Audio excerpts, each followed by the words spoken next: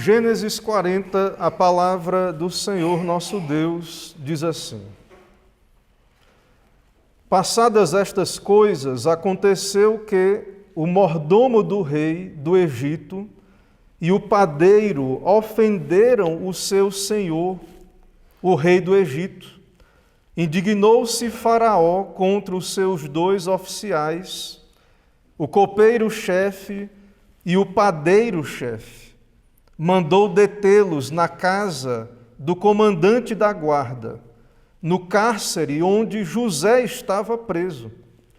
O comandante da guarda pô-los a cargo de José, para que o servisse, e por algum tempo estiveram na prisão. E ambos sonharam, cada um o seu sonho, na mesma noite, cada sonho com a sua própria significação. O copeiro e o padeiro do rei do Egito, que se achavam encarcerados. Vindo José pela manhã, viu-os, e eis que estavam turbados. Então perguntou aos oficiais de Faraó, que com ele estavam no cárcere da casa do seu senhor: Por que tendes hoje triste o semblante? Eles responderam: Tivemos um sonho, e não há quem o possa interpretar. Disse-lhes José: Porventura não pertencem a Deus as interpretações? Contai-me o sonho.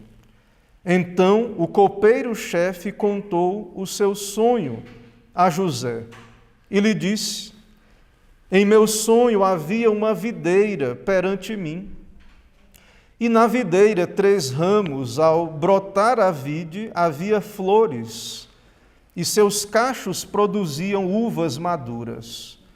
O copo de Faraó estava na minha mão. Tomei as uvas e as espremi no copo de Faraó e o dei na própria mão de Faraó. Então lhe disse José: Esta é a sua interpretação. Os 3 ramos são 3 dias. Dentro ainda de 3 dias, Faraó te reabilitará e te reintegrará no teu cargo. E tu lhe darás o copo na própria mão dele, segundo o costume antigo, quando lhe eras copeiro. Porém, lembra-te de mim quando tudo te correr bem, e rogo-te que sejas bondoso para comigo, e faças menção de mim a Faraó, e me faças sair desta casa. Porque, de fato, fui roubado da terra dos hebreus, e aqui nada fiz para que me pusessem nesta masmorra. Vendo o padeiro-chefe que a interpretação era boa, disse a José: Eu também sonhei, e eis que 3 cestos de pão-alvo me estavam sobre a cabeça, e no cesto mais alto havia, de todos os manjares de Faraó, arte de padeiro, e as aves os comiam do cesto na minha cabeça. Então lhe disse José: A interpretação é esta: os 3 cestos são 3 dias. Dentro ainda de 3 dias, Faraó te tirará fora a cabeça e te pendurará num madeiro, e as aves te comerão as carnes. No 3º dia, que era aniversário de nascimento de Faraó, deu este um banquete a todos os seus servos, e no meio destes reabilitou o copeiro-chefe e condenou o padeiro-chefe. Ao copeiro-chefe reintegrou no seu cargo, no qual dava o copo na mão de Faraó, mas ao padeiro-chefe enforcou, como José havia interpretado. O copeiro-chefe, todavia, não se lembrou de José, porém dele se esqueceu. Vamos orar, irmãos. Senhor Deus, nós te adoramos, louvamos o santo nome do Senhor, te agradecemos, ó Deus, pela tua palavra, toda a Escritura, revelação do Senhor ao teu povo. Agradecemos, ó Deus, porque o Senhor a fez escriturar, também enviou o teu Espírito para dar à igreja em toda a história a iluminação, a interpretação, e também a nós hoje, ó Deus, nos dá essa graça de abrir a palavra, ouvir, ó Deus, a exposição da mesma. Abençoa-nos, ó Deus, nesse momento, que possamos ouvir a voz de Cristo pela palavra. Ilumina os nossos olhos, dá-nos ouvidos para ouvir o Senhor mesmo que fala pela pregação. Assim vem o teu reino sobre nós. Cumpra-se, ó Deus, a tua vontade, o teu querer. É o que pedimos e oramos no nome de Jesus Cristo. Amém.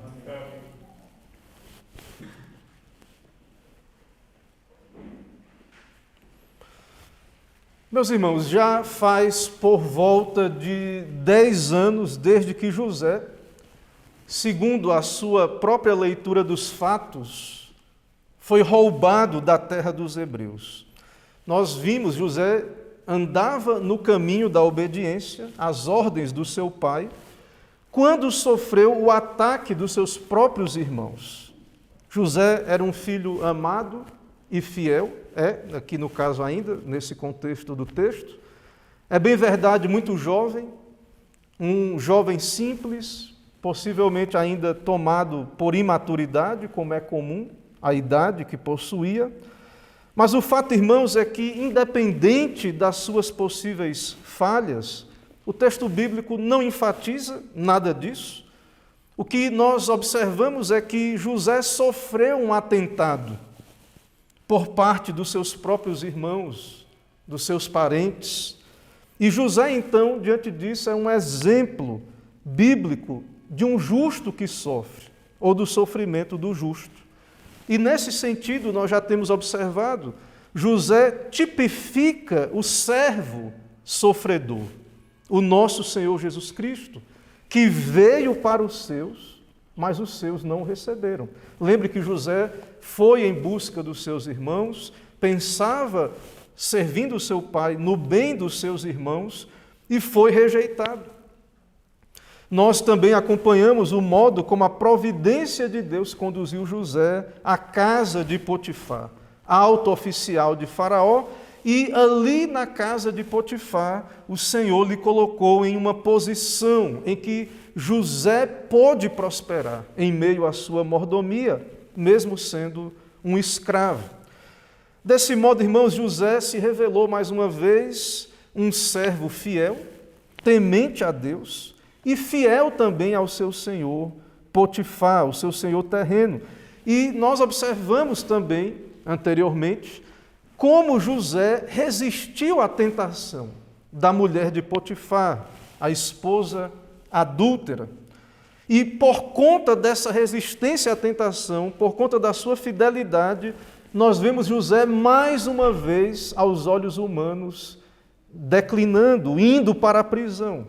Mais uma vez, José primeiro foi lançado num poço pelos seus irmãos, por ser fiel ao seu pai, e agora José ele é enviado para o cárcere, porque resistiu à mulher de Potifar, porque foi fiel a Deus e ao próprio Potifar.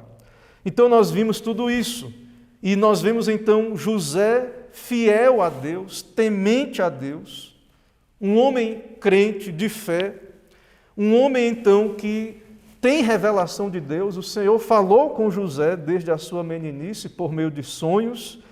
E José é alguém, como já vimos, um crente que experimenta da presença de Deus, do cuidado de Deus. E José corresponde ao Senhor com gratidão, com obediência, com temor do Senhor. Claro que José, irmãos, não tem todas as respostas para tudo. José possivelmente enfrentou muitas lutas, tentações, não conseguia responder o porquê que a sua vida foi encaminhada dessa maneira, para que fosse vendido ao Egito e depois feito escravo, agora um preso no Egito. Mas o fato, irmãos, é que José, ele é crente, ele tem a revelação de Deus, e de fato José experimenta a prosperidade da aliança, as bênçãos do pacto, e então é isso que nós vemos, um servo de Deus. E de fato, irmãos, se havia alguém que poderia desanimar, este era José. Nós vimos em toda a sua história quantas mazelas sofreu e passou, apesar de todos os sonhos que Deus lhe deu, aqueles sonhos lá na sua meninice, agora ele é escravo no Egito, distante da sua terra, não tem apoio nenhum ali, está só, mas não está abandonado pelo próprio Deus. Ou seja, nada disso lhe tirou a fé em Deus, não permaneceu numa condição deprimida, apesar de que sim, passou por muitas aflições, mas nós vemos em nosso texto José crente e dando glória a Deus e dizendo: contem o sonho, aqueles que tiveram sonhos, ao Senhor pertence a interpretação. Ele já havia experimentado isso, o Senhor lhe deu sonhos, claro que os sonhos que José teve foram sonhos de fácil interpretação, um sonho que lhe disse que ele seria posto como autoridade sobre a sua casa, e então nada do que aconteceu, desde aqueles sonhos que vimos, nada do que aconteceu, todas as tragédias e mazelas, nada disso fez José renegar a sua fé, abandonar a fé, e pelo contrário, o que nós vemos é que, de fato, aqui temos um exemplo de fé genuína, de fé salvífica. Nós vemos que a fé, então, ela foi fortalecida pelas provações, não enfraquecida. Tiago, em sua carta, ele diz o seguinte, Tiago 1,3, sabendo que a prova da vossa fé opera paciência. A fé, então, quando é provada, ela produz virtude. Nós aprendemos a paciência, a obediência. Então, de fato, as provações não conseguem aniquilar a fé de um salvo, pelo contrário, elas são instrumentos de fortalecimento. O próprio Senhor Jesus Cristo, o autor aos Hebreus, fala sobre isso, mesmo sem pecado, o Senhor Jesus, o autor aos Hebreus diz que, mesmo sendo Deus, foi aperfeiçoado pelo sofrimento, ainda que era filho, aprendeu a obediência por aquilo que padeceu. Então, na vida de José, nós vemos que a fé verdadeira, ela é aperfeiçoada por meio das provações. De fato, Deus estava com o seu servo, diferente de uma fé falsa, que se corrompe em meio às provações, muitas vezes procura desculpas na sua incredulidade. Para o incrédulo é fácil colocar desculpa nas circunstâncias, nas pessoas ao redor, mas nós vemos que José, de fato, é alguém que possui uma fé genuína. Irmãos, irei caminhar por esse texto a partir do tema: ao Senhor pertence a interpretação. Ao Senhor pertence a interpretação. Em primeiro lugar, nós veremos isso do verso 1 a 4, que ao Senhor pertence a interpretação, conduzindo ao local da revelação e da interpretação. O Senhor vai conduzir o copeiro e o padeiro ao local, à prisão, onde o Senhor vai se revelar a eles e vai providenciar quem interprete. No caso, como já vimos, José. Então, do versículo 1 ao versículo 4, nós vemos que o autor bíblico registra Moisés, passadas estas coisas, aconteceu que o mordomo do rei do Egito e o padeiro ofenderam o seu senhor, rei do Egito. E no verso 2 diz também que indignou-se Faraó, e no 3 diz, mandou detê-los na casa do comandante da guarda, no cárcere onde José estava preso. Então, esses dois oficiais, alto-oficiais de Faraó, eles então ofenderam a Faraó, foram enviados para a prisão por pecarem, entre aspas, não sabemos o que aconteceu, que tipo de coisa aconteceu, mas ofenderam o seu Senhor e, pela providência de Deus, foram enviados para o cárcere exato onde José estava. Então, agora José, um preso inocente, está na companhia destes dois culpados, ou pelo menos culpados pela ótica de Faraó. Irmãos, lembre que Faraó é o rei do Egito e, na cultura dos egípcios, o Faraó é um deus. E então, desagradar Faraó é como então ofender um deus. E então, não sabemos o que esses dois fizeram, mas desagradaram a Faraó. Não sabemos se foi a quebra de alguma lei moral ou não, mas o fato é que, como já disse, desagradar Faraó era como desagradar um deus, e este deus aí do Estado egípcio, né? E hoje, na modernidade, é o que acontece com o Estado moderno, muitas vezes, não por quebra de lei moral, mas então, quando esse tipo de ídolo é ofendido, então ele reage e pune, e esses dois foram mandados para a prisão. E, de fato, são dois oficiais muito importantes, porque esses oficiais eram muito próximos ali na corte, eles tinham função de responsabilidade, que era colocar comida na boca do rei, do faraó. Ou seja, era necessário que fossem pessoas de confiança, porque se havia alguém que poderia conspirar e envenenar e matar Faraó, era o copeiro e o padeiro. Facilmente, então, poderiam causar algum atentado contra Faraó. Obviamente, isso também lhes colocava numa posição de grande influência política, de grande responsabilidade e influência, possivelmente bons salários, eles tinham proximidade, podiam falar diretamente a Faraó, e ambos cuidavam da alimentação de Faraó e conviviam com o Faraó.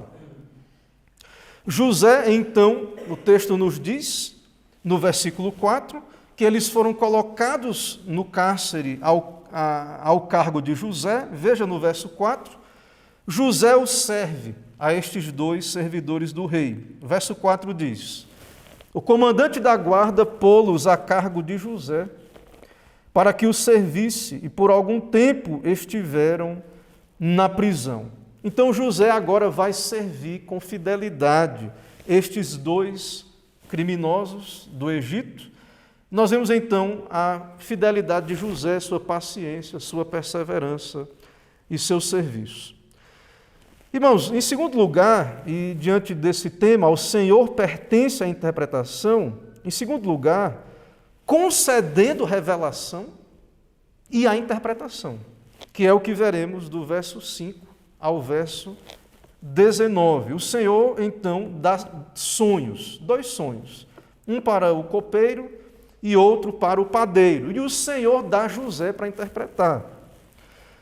Então, o texto vai dizer, a partir do verso 5, que ambos sonharam, cada um seu sonho, na mesma noite, cada sonho com a própria significação, o copeiro e o padeiro do rei do Egito, que se achavam encarcerados.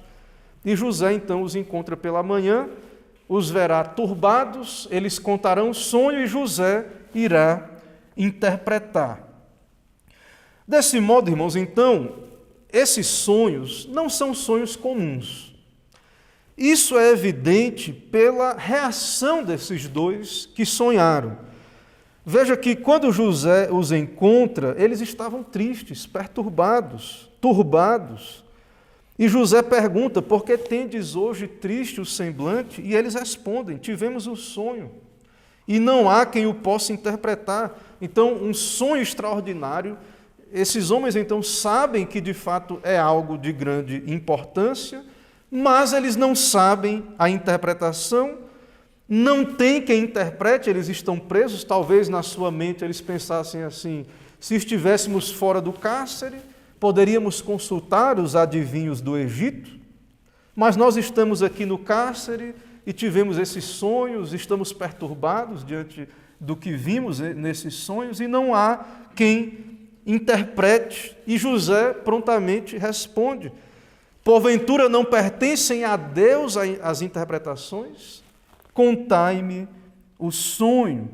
Então veja que o próprio Deus conduziu esses dois ao cárcere, deu José para o servir, e agora Deus também concede a José a oportunidade para interpretar o sonho desses dois, e a eles, é claro, ter ali quem interprete. Do verso 9 a 19, então, José interpreta os sonhos, do verso 9 a 19. Em primeiro lugar, do verso 9 a 15, o sonho do copeiro-chefe, e é um sonho relacionado a uma videira com 3 ramos, havia flores ali, os cachos produziam uvas maduras, e o copo de Faraó estava na mão do copeiro, ele espreme as uvas e dá o copo na mão de Faraó. E José, temos aí, ele interpreta, são 3 dias ali, os 3 ramos são 3 dias, e finalmente o copeiro seria reintegrado ao seu cargo e correria tudo bem. Então veja que ele estava turbado, mas agora recebe uma boa interpretação. Veja, perceba também, irmãos, que José, ao dar a interpretação, ele já, juntamente com a interpretação, José, ele pede algo ao copeiro. Ele roga ao copeiro, no versículo 14. Ele dá a interpretação e ele diz: porém, lembra-te de mim, quando tudo te correr bem, e rogo-te que seja bondoso para comigo, e faças menção de mim a Faraó, e me faças sair desta casa. José vê isso como uma oportunidade. Nada é por acaso, ele está ali, aqueles dois estão ali, tem um sonho, ele interpreta, e ele diz: lembra-te de mim, porque de fato fui roubado da terra dos hebreus, e aqui nada fiz, sou inocente, estou preso de modo inocente. Lembra-te de mim. Na sequência, do verso 16 ao verso 19, nós temos o sonho do padeiro, que está mais calmo diante da interpretação do sonho do copeiro. Ele está mais tranquilo e agora espera talvez uma interpretação positiva. E ele relata o sonho e José interpreta o sonho. Os 3 cestos são 3 dias. Dentro de 3 dias, Faraó tirará a tua cabeça e te pendurará no madeiro, e as aves do céu comerão as tuas carnes. Então, uma interpretação terrível, mas de fato é o que Deus revelou. José é fiel, José interpreta perfeitamente. Isso deveria, claro, lembrar o copeiro que tudo se cumpriu perfeitamente, tanto as coisas indo bem para o copeiro, quanto também a situação trágica que aconteceu com o padeiro. E em terceiro lugar, irmãos, diante desse tema, ao Senhor pertence a interpretação. Em terceiro lugar, do verso 20 ao verso 23, Deus cumpre o que revelou. Na sequência do texto, a partir do verso 20, Moisés registra que no 3º dia, que era aniversário do nascimento de Faraó, deu este um banquete a todos os seus servos. E no meio destes reabilitou o copeiro-chefe e condenou o padeiro. Ao copeiro-chefe reintegrou no seu cargo, no qual dava o copo na mão de Faraó, mas ao padeiro-chefe enforcou, como José havia interpretado. Mas veja que o copeiro não se lembrou de José. O copeiro-chefe, todavia, não se lembrou de José, porém dele se esqueceu. Então, José tem uma experiência extraordinária, assim como o copeiro e o padeiro. O Senhor se revela, o Senhor concede a interpretação de sonhos, mas José continua na prisão. Ainda assim, irmãos, isso é um momento de grande encorajamento, porque José tem sonhos que Deus lhe revelou, de que de fato ele seria exaltado a uma posição de governo. E tudo isso aqui, todo esse plano de Deus, os decretos de Deus, tudo isso, de fato, para alguém que possui fé, como é o caso de José, é um encorajamento, porque José experimenta diante de si mesmo que Deus revela, concede interpretação e cumpre sonhos. E certamente os sonhos que Deus deu a José também serão cumpridos, e José pode confiar no Senhor, apesar que está padecendo no cárcere, sofrendo ali como um inocente preso no Egito. Irmãos, diante disso ainda aplicações a partir desse texto. Como temos visto em todo o relato bíblico, Deus está com o seu povo. O povo de Deus, o povo da aliança, claro que todos estão nas mãos de Deus, mas o povo de Deus está seguro em suas mãos. Porém, irmãos, não está livre dos sofrimentos desta era caída. Então, o fato de Deus estar no controle, nada acontece se não for da vontade de Deus, nós não estamos imunes aos sofrimentos, às injustiças, que é o que vemos no relato de José. O Senhor está conduzindo a história. Nós sabemos disso, como crentes, o povo de Deus sabe disso. Mas não do jeito que você quer. O Senhor está conduzindo a história conforme a sua própria vontade, para a sua própria glória, não para agradar a tua carne. E então, mesmo que você seja alguém fiel a Deus, como José, você pode, se é do plano de Deus, se deparar com aflições. E como nós vemos nas Escrituras, isso é instrumental, é da vontade de Deus que passemos por aflições, porque essas coisas fortalecem a nossa fé. O nosso Senhor Jesus Cristo, irmãos, é exemplo para nós nessa questão. O Senhor Jesus sempre falou que teremos aflições nessa terra, sempre alertou sobre a realidade da cruz, da morte, dos sofrimentos que passamos nessa terra. E, como nós aprendemos do Senhor, nós devemos crer e viver e praticar.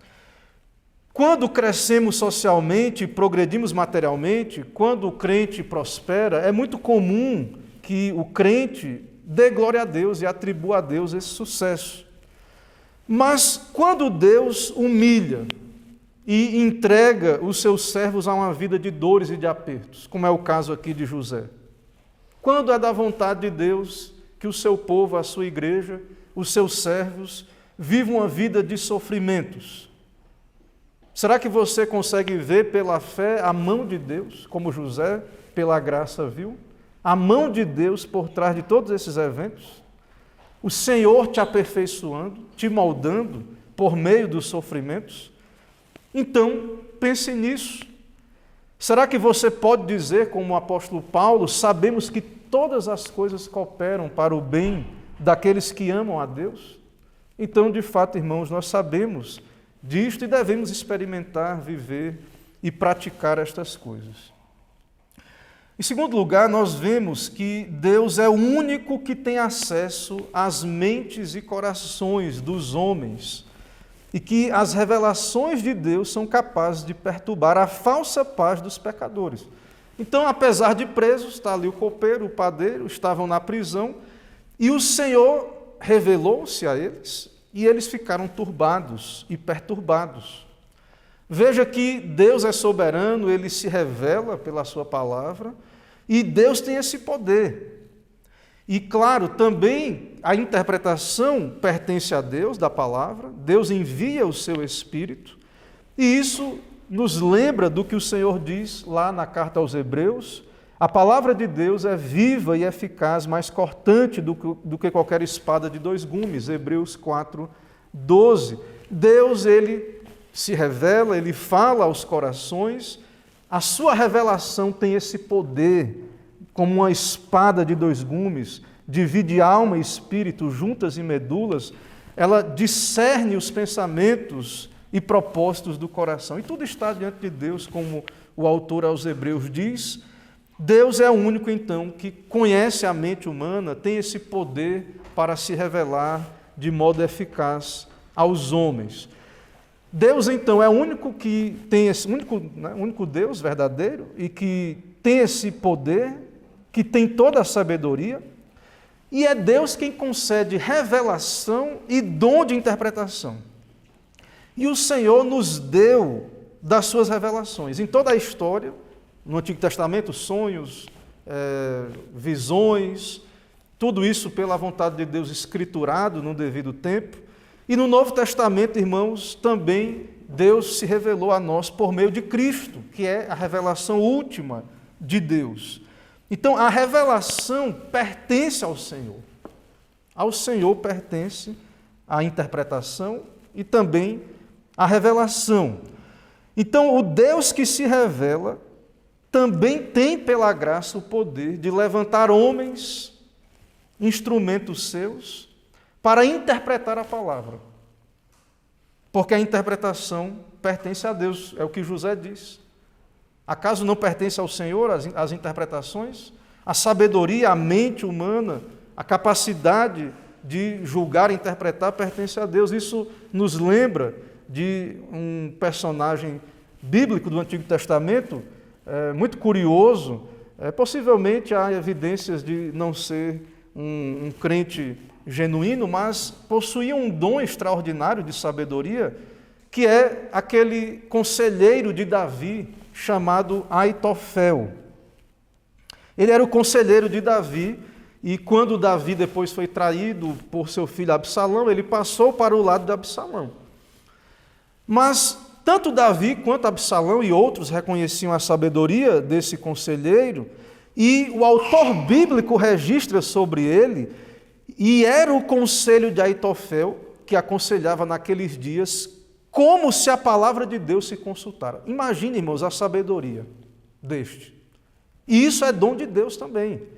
Tanto de modo extraordinário, as Escrituras, a revelação de Deus, mas também esse conhecimento, essa sabedoria, era um conselheiro, não era diretamente uma revelação extraordinária, mas era um conselho tão sábio que os reis obedeciam, aquele conselho era seguido, porque era exato, preciso, era como se fosse palavra de Deus. Tal era todo o conselho de Aitofel, assim para com Davi, como para Absalão, 2 Samuel 16, 23. Então, a revelação pertence ao Senhor. A sabedoria, tanto coisas extraordinárias, quanto também para as coisas ordinárias. E o mesmo Deus que concede revelação é o Deus que, pelo seu Espírito, concede a capacidade de interpretar. É por isso, irmãos, que nós entendemos que há uma linha de interpretação fiel das Escrituras na história da Igreja. É por isso que nós sabemos que há uma tradição de interpretação mais alinhada com as Escrituras. Porque o mesmo Espírito que fala na Escritura é o que conduz a Igreja em toda a história, a interpretar as Escrituras, a sua palavra. É muito estranho esses movimentos que ignora toda a história da Igreja e parece que Deus começou a interpretar ontem a palavra de Deus para eles e só o seu grupo entende a palavra de Deus. O Senhor deu a José, no nosso texto, a capacidade de interpretar, deu a ele isso. O Senhor, em toda a história, tem dado essa capacidade de modo extraordinário, mas também ordinário ao seu povo. E nós sabemos que a revelação maior de Deus na Escritura é Cristo mesmo, Ele é a revelação última, e o Senhor tem dado à sua igreja a palavra, e sabemos também o Espírito Santo para interpretar a palavra. Então José recebe revelação de Deus, um Deus soberano, e José interpreta com precisão esses eventos. Isso também, irmãos, nos mostra, e temos visto isso aqui desde Gênesis, que Deus se revela como um Deus soberano, que está no controle. Deus se revela no decorrer da história, e também Deus faz com que a sua revelação seja compreendida, interpretada e aplicada. E o maior exemplo disso está em Cristo, o nosso Senhor que se fez homem, Jesus Cristo. Então, o autor aos Hebreus, ele diz: havendo Deus outrora falado, muitas vezes e de muitas maneiras aos pais, pelos profetas, Moisés, José, sonhos, visões, nestes últimos dias, neste tempo em que nós vivemos, desde a vinda de Cristo. Claro que cremos que a revelação, o cânon foi fechado e então a revelação extraordinária cumpriu o seu propósito, mas veja que o autor aos Hebreus diz que a revelação máxima de Deus nesses últimos dias, Deus nos falou pelo Filho. Não mais sonhos ou visões, nos últimos dias nos falou pelo Filho, Cristo, a quem constituiu o herdeiro de todas as coisas, pelo qual também fez o universo. E quis Deus que isto fosse escriturado, nós temos o Novo Testamento, e envia o Espírito Santo para que possamos interpretar a palavra e com o Espírito Santo que nos ilumina. Um outro ponto, irmãos, que aprendemos aqui nesse texto é sobre a compaixão com os que sofrem. No nosso texto, o copeiro não teve compaixão de José. José serviu o copeiro, José serviu o padeiro, deu a interpretação, mas é muito forte o que o texto diz no final do capítulo 40, que o copeiro não se lembrou de José, porém dele se esqueceu. Isso nos lembra que o Senhor Jesus Cristo teve misericórdia de nós. O Senhor Jesus veio em nossa natureza. O Senhor Jesus, o Deus homem, o nosso Salvador, é capaz de ter compaixão, como Deus que é, de se condoer dos que sofrem.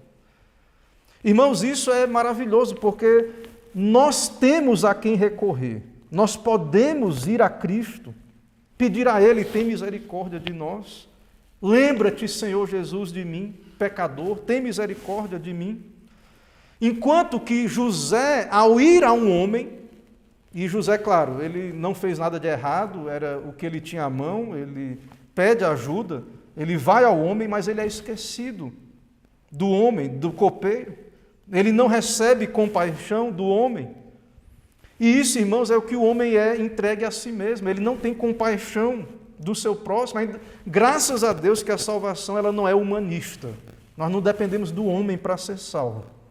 Nossa salvação está nas mãos de Deus, de um Deus soberano, de um Deus que se revela. Porque José pediu ajuda para aquele homem, o serviu, fez o bem para aquele homem, interpretou o seu sonho, tudo deu certo e ele esqueceu José. Não teve compaixão de José, estava preocupado com si mesmo, consigo mesmo, não menciona José diante de Faraó, e isso enfatiza, e nós louvamos a Deus por isso, que a salvação ela é uma iniciativa de Deus. Nós louvamos a Deus porque o Senhor enviou o seu Filho. Porque, irmãos, é uma coisa terrível depender de uma salvação humanista, uma salvação que vem do homem.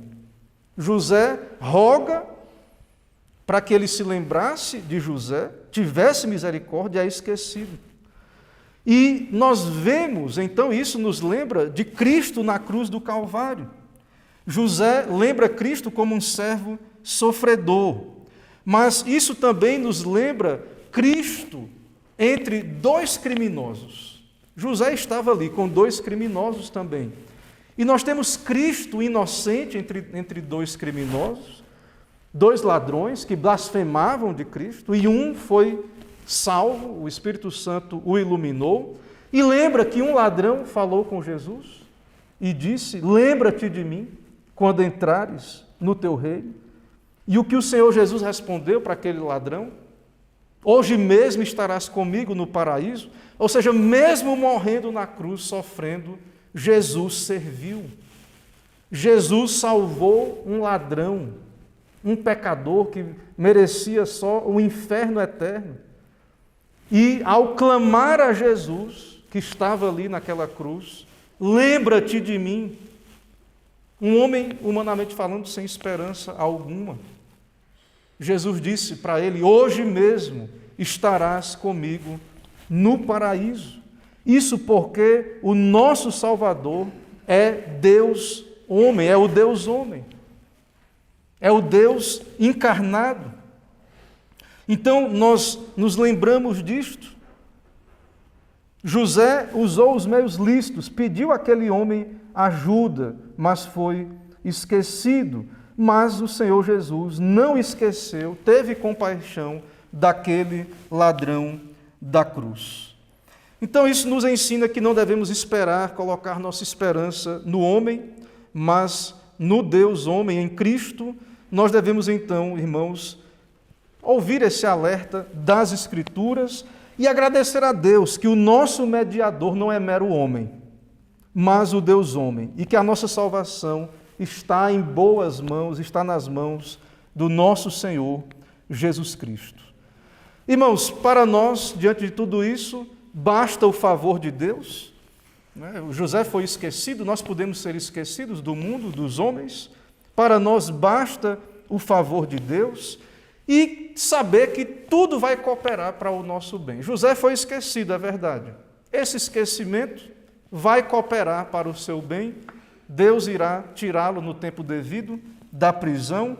Então também nós não nos importamos em ser esquecidos do mundo. Tudo irá cooperar para o bem. O importante, de fato, é a graça, a misericórdia, a compaixão de Deus para conosco. Que nós jamais esqueçamos, então, que ao Senhor pertence as interpretações, Ele é soberano, isso tem a ver com salvação também, e o Senhor irá administrar todas as coisas de um modo que tudo irá acontecer, de um modo que a sua salvação irá se concretizar. Que o Senhor nos ajude, irmãos, nos abençoe. Amém. Meus irmãos, vamos nos colocar em pé, vamos fazer a oração final.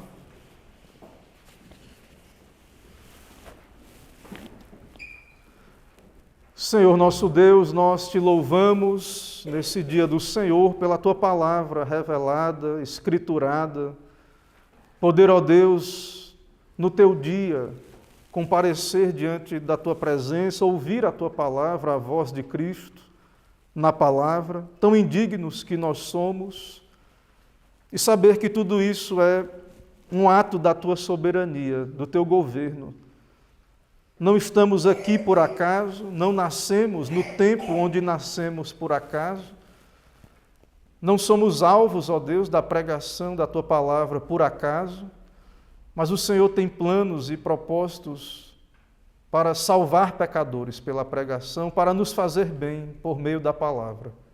Assim vem o teu reino, ó Deus, salva pecadores, revela-te, ó Deus, mais e mais a cada um de nós, nos dá compreender a tua palavra, abençoa a tua igreja, ó Deus, os teus servos com interpretações fiéis da tua palavra, nos dá ser gratos à tradição fiel, à interpretação fiel da tua palavra na história da igreja, e nos dá reconhecer, ó Deus, que sim, há dificuldades, mas que é possível sim interpretar, aplicar a palavra, experimentá-la também, vivê-la. É possível, ó Deus, pela tua graça, pela ação do teu Santo Espírito. Assim, abençoa o teu povo, ó Pai, dá-nos as tuas graças, nos dá um dia abençoado. É o que pedimos e oramos no nome de Jesus Cristo. Amém.